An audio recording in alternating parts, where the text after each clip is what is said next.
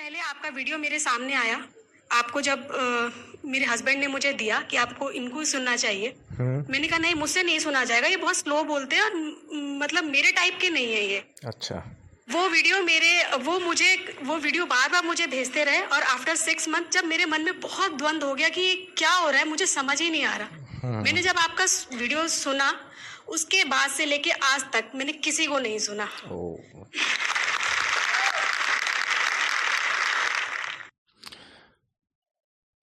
धन्यवाद ही बोलना चाहूँगा मैं इसके लिए कि काफ़ी लोग हैं जिनको छोड़ के आपने हमारे बोलने के शब्दों को, सच को एक्सेप्ट किया।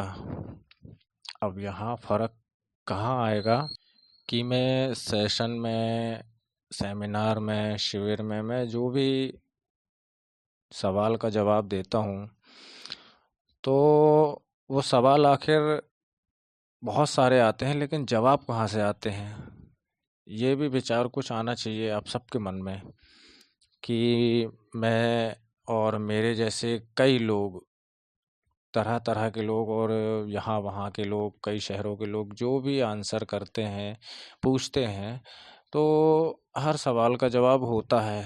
तो ये, और उस सवाल के जवाब में सत्य ही होता है, सच होता है कि उसके बाद फिर कोई सवाल उठता ही नहीं है। तो ये जवाब आखिर कहाँ से आते हैं? जहाँ से आते हैं वो जवाब, तो उनके बारे में भी अगर आप सर्च करें, जैसे रामायण की चर्चा मैं नहीं करता हूँ, रामायण कहाँ से आई है मैं उसके पहले की चर्चा करता हूँ। गीता में जो लिखा है क्या वो सत्य है, तो उसके पहले उठा के देखो। और उपनिषद हैं, शास्त्र हैं, वेदांत हैं, इनके अलावा और कुछ नहीं है। इसमें सिर्फ आपके ही बारे में लिखा है कि सिर्फ आप हैं और आपके अलावा कोई है ही नहीं।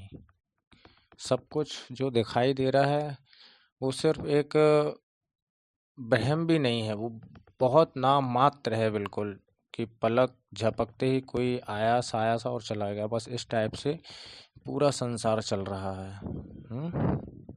मुझे तो एक मूवी देखी थी, उसमें काफ़ी डायलॉग पसंद आए थे नाना पाटेकर की, क्रांतिवीर। उस मूवी के सभी डायलॉग बहुत अच्छे थे, तो उसका डायलॉग याद आया। जैसा आपने बताया कि मेरे हस्बैंड 6 महीने से आपके वीडियो भेजते रहे कि इनको सुनो इनको सुनो, फिर मैंने सुनना पसंद किया, तो उसके बाद मैंने किसी को नहीं सुना। उसका डायलॉग याद आया कि जो लोग गीता, रामायण, कुरान पढ़ के नहीं जागे, वो तुम्हारा अखबार पढ़ के क्या जागेंगे। तो अच्छा लगता है हमें भी कि अच्छा, देखिए इसमें मैं ये भी नहीं कहता हूँ कि आप मुझे ही सुने, मैं तो कहता हूँ कि आप किसी की ना सुने। जब आपने हमें सुन लिया है तो हमें, हमारे बात तो आपको किसी को सुनने की ज़रूरत नहीं पड़ेगी और फिर हमें भी सुनने की आपको ज़रूरत नहीं पड़ेगी। मैं ऐसा बोल रहा हूँ, बाकी और कोई बोल ही नहीं सकता, है ना? क्योंकि मैं अब चाहता हूँ कि मैं कैसे बोलता हूँ, कहाँ से मैं जवाब लाता हूँ, तो उस चीज़ की खोज कीजिए, वहाँ तक आप जाइए। गीता, रामायण, बाइबल, कुरान वगैरह ये बहुत हो गई, है ना? ये कथा-वथा, आरती-वारती बहुत हो गई, ये हालाँकि है भी नहीं है। और पहले जाओ, शास्त्रों में चले जाओ, तर्क शास्त्र हैं, उसके अलावा उपनिषद हैं, उपनिषद उठाओ, 200-250 के आसपास उपनिषद हैं, कोई भी एक उपनिषद, एक बुक सर्च करो, उनको पढ़ना चालू करो। अगर आप एक पन्ना भी पढ़ते हैं तो उसमें आपके बारे में ही दिया है, आपके ही बारे में, और किसी के बारे में नहीं दिया है। अगर मैं पढ़ता हूँ उपनिषद तो उसमें सिर्फ मेरे बारे में दिया है, अगर कोई तीसरा व्यक्ति पढ़ता है उपनिषद तो उसमें उसके बारे में दिया है।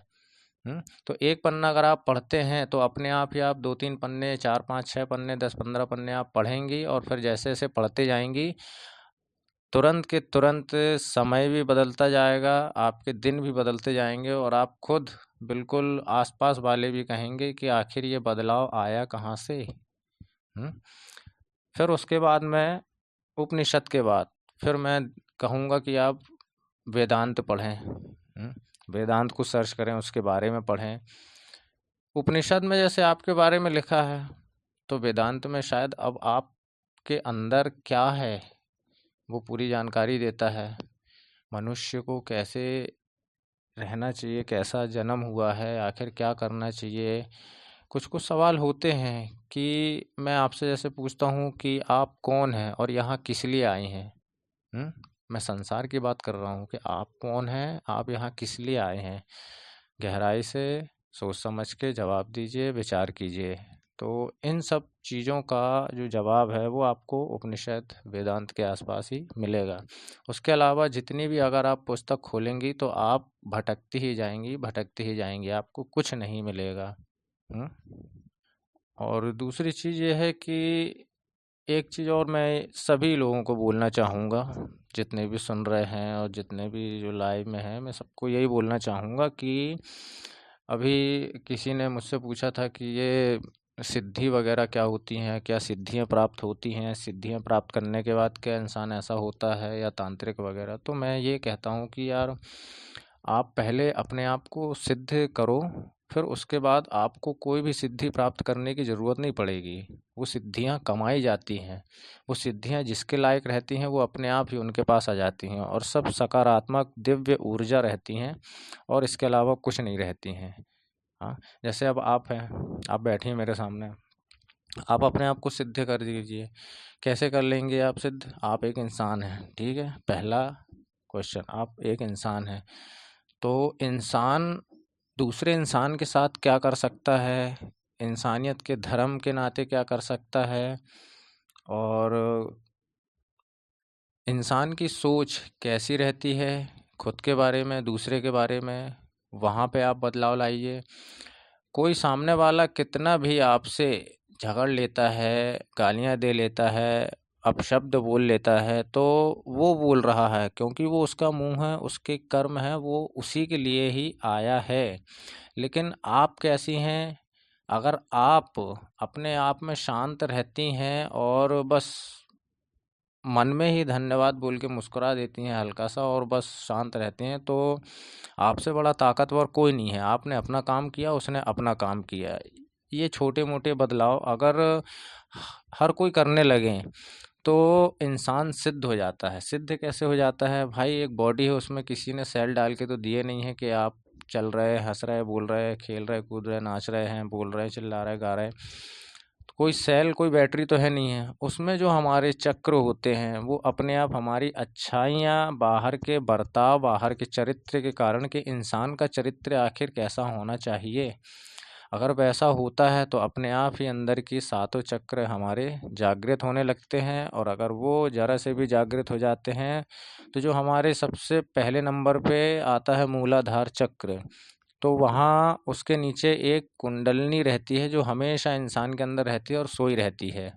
इंसान के बाहरी घमंड के कारण वो सोई रहती है कि हमें कोई मतलब नहीं, अब तुम जाओ अपना काम करो, तुम नहीं सुधरने वाले, जब तुम मरोगे फिर हम तुम्हें बताएंगे, जब तुम शरीर छोड़ोगे।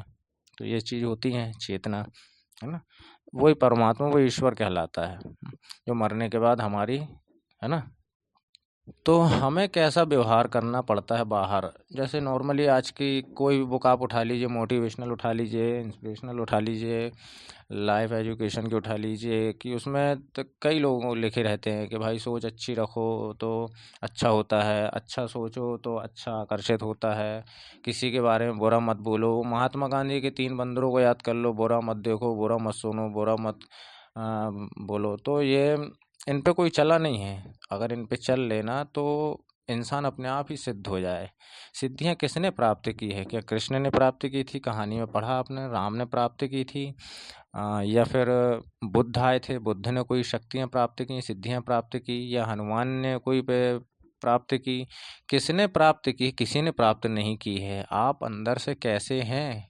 हाँ, जितनी भी बुराइयां हैं, गलत चीज़ हैं, चिड़चिड़ापन है, बहुत छोटी छोटी नामात्र चीज़ें बता रहा हूँ। बात बात पर गुस्सा आना, कि आप 2 घंटे से किसी का इंतज़ार कर रहे थे और वो सामने वाला 2 ढाई घंटे बाद आ रहा है, तो आप उस पे कोई सवाल भी नहीं कर सकते हैं। नहीं कर सकते हैं, क्योंकि पहली चीज़ तो वहम हो जाता है कि हम किसी का इंतज़ार कर रहे हैं जबकि कोई है भी नहीं है, ये उपनिषद आपको दिखाएगा। दूसरी चीज़, भाई आपने कहीं पे किसी को इतना इंतज़ार किया होगा, किसी का टाइम ख़राब किया होगा, तो आज आपका हुआ, प्रकृति ने आपको वो दिया।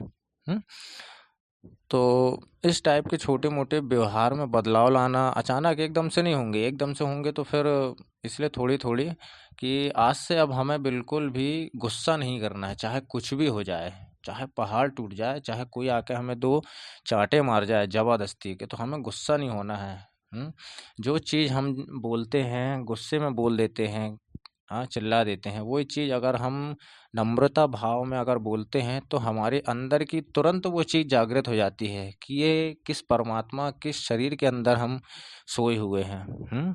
हल्की सी भनक बस पड़ना है एक चक्रों में, अपने आप सातों चक्र एक बटन दबती है ना तो सभी लाइटें चालू हो जाती हैं। फिर उसके बाद जब ट्रांसफार्मर की बारी आती है, तो फिर इंसान हो गया सिद्ध। फिर उसके पास उसकी जो रहती हैं वो शक्तियाँ, आप क्या चाहते हैं, आप जो भी चाहते हैं फिर आप अच्छा ही चाहेंगे, बुरा नहीं चाहेंगे किसी का भी। तो अच्छा चाहने के लिए आपको कोई सिद्धि प्राप्त करने की ज़रूरत नहीं है ना? तो आप उपनिषद भी पढ़ते जाइए, सुनना हमें अच्छा लगता है क्योंकि मैं बोलता ही इसी टाइप का हूँ कि मैं नॉर्मली रहता हूँ। और थोड़ा क्या है, अब उम्र भी आप देख रहे हो कि ना आज मैं ज़्यादा बूढ़ा हूँ, ना ज़्यादा मैं उसमें हूँ, जवान में हूँ, ना ज़्यादा बचपन में हूँ। मैं पता नहीं मैं कैसा हूँ, 20-25 साल से बस ऐसा ही हूँ। ना मेरी उम्र बढ़ रही है, ना कुछ हो रहा है। इसलिए मैं अपने में रहता हूँ, थोड़ी-थोड़ी यूज़ लैंग्वेज भी इस्तेमाल करता हूँ। कभी-कभी मुझे आ जाता है एकदम से गुस्सा, और कभी-कभी कुछ सवाल ऐसे आ जाते हैं, कमेंट्स आ जाते हैं। मोबाइल में भी कमेंट्स आते हैं, तो ऐसा तो नहीं हम हर किसी को जवाब देना बंद कर दें या किसी को उठा के ब्लॉक कर दें, नहीं, वो हमारी रिस्पॉन्सिबिलिटी है, उसका हमें जवाब देना ही बनता है क्योंकि हमने जो भी किया है, वो हमने इसीलिए किया है। आज आपने ऐसा बोला कि हमने आपको सुना, उसके बाद किसी को नहीं सुना, तो लगता है कि हाँ, कोई अब समझ में आ रहा है, कोई सही रास्ते जा रहा है। और फिर आपने एज भी अपनी बताई कि 30+ है, तो इस एज हम तो बोलते हैं और पहले जल्दी सब लोगों को समझ में आना चाहिए, और सब लोगों को 15 साल, 20 साल, 25 साल जितनी जल्दी हो जान लेना, समझ लेना ही बहुत बेहतर है। नहीं तो जो जिस जनरेशन से हम गुज़रे हैं और जिन जनरेशन में हम गुज़र रहे हैं और जो जनरेशन आती जा रही है, वो बड़ी भयानक होती जा रही है। उसका परिणाम फिर, है ना? तो उपनिषद है, उसके बाद जो हमने बताया, अगर इस पे आप चलना चालू कर देती हैं, आज से ही प्रण दृढ़ संकल्प करके निकलती हैं, तो आपने अपने अंदर की शक्तियों को आदेश दे दिया। तो आदेश वहाँ एक्सेप्ट हो गया और फिर आप चलना शुरू कर दें, तो बस एक-एक करके आपके सभी आदेश का पालन अंदर की शक्तियाँ करना चालू हो जाएँगी और आप एक सिद्ध पुरुष, सिद्ध इंसान, साफ-सुथरे इंसान, फिर बस जो है ऊपर वाला, नीचे वाला, परमात्मा जहाँ है, वो सिर्फ़ आप हैं। ओके? Again thanks